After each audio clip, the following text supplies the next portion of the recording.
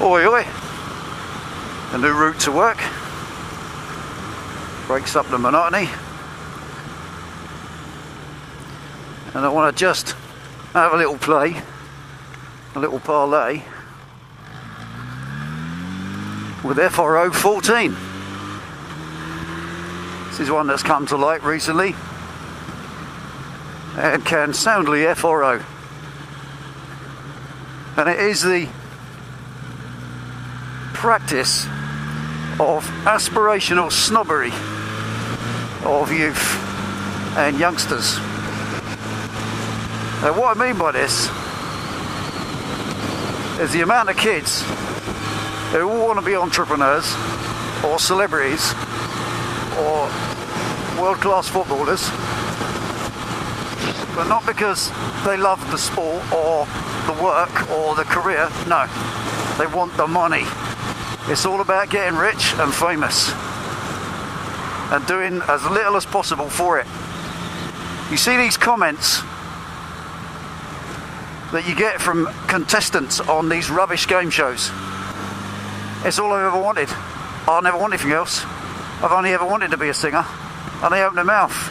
And it's like someone treading on a cat. But hey, I couldn't do anything else. If I can't get this, I'll just kill myself. Well, then I'll stop you. Honestly, these kids, they're not being given the guidance by their families. But unfortunately in life, 99% of us will be worker bees. You can't all be the queen. And it's not just talent shows, it's work as well. These kids want to be managers by the time they're 16.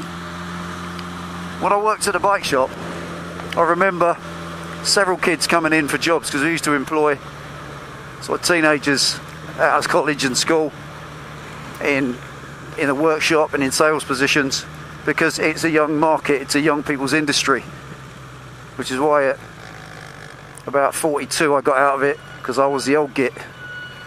Even though your knowledge is there, your experience is there, kids coming in to buy a scooter don't want to talk to their dad. They want to be talking to someone just a bit older than them who's a bit cooler, etc. But the amount of these teenagers who turn up with a CV, a folder, a leather-bound folder with curriculum vitae written on it. They're 17. They've stayed on a year in sixth form college, and they are editor of their school paper, president of their school student union, director of this in their school, captain of that, and they expect it all to make them box.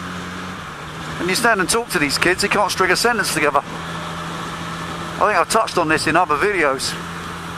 But this aspirational snobbery is appalling, and it can fuck right off.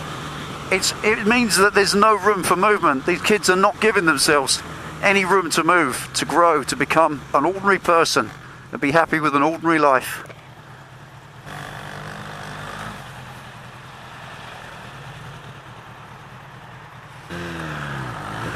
So much as you've got to applaud aspiration and ambition, of course you have. You've got to grease the path. If your kids want to be someone special, if they want to be engine drivers, then that's great. But sometimes you just have to be the stoker. And it's the humility with which you accept your lot in life that makes you a gentleman and not a spoiled brat. I once saw an advertisement for fuck these idiots. Oh no, it's no wonder they bang into each other, isn't it? Changes lanes in a car that's braking, dipshit. Yeah, I saw an advertisement once for the Royal Navy, the Royal Navy chef. Well, first of all, where did the chef bit come from? The blokes who cook the food in the Navy are called cooks. They've always been called cook or cookie. Any of you that have been in the Navy or in the military, full stop. You call any of them lot a chef, they usually smack you around the ear with a ladle. But no, it was a Royal Navy chef. Be a Royal Navy chef. And they had an interview with a 19-year-old who was already a leading rate seaman. Been in the Navy 2 years, cooking on a ship.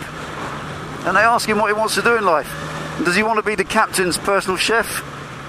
Does he want 20 years in the Navy? No. He wants to own a restaurant and be a famous TV celebrity chef. Honestly, I mean, okay, I can accept that this is created by the TV. We see the great James Martin, the chef, with his millionaire lifestyle, his £1 million supercar, and his hand-built chopper Harley Davidson, and all that. He's all that through cooking food? No, he hasn't. It's just a television career. Kids want to be celebrities because they see other celebrities with the money.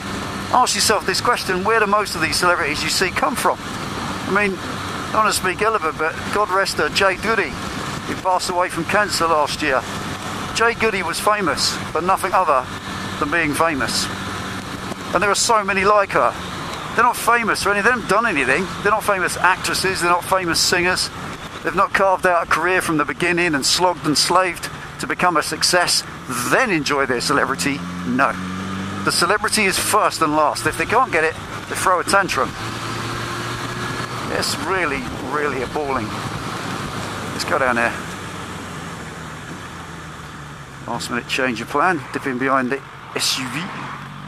Arrowsmith Road. This is loads of fun. It's only a 40 limit.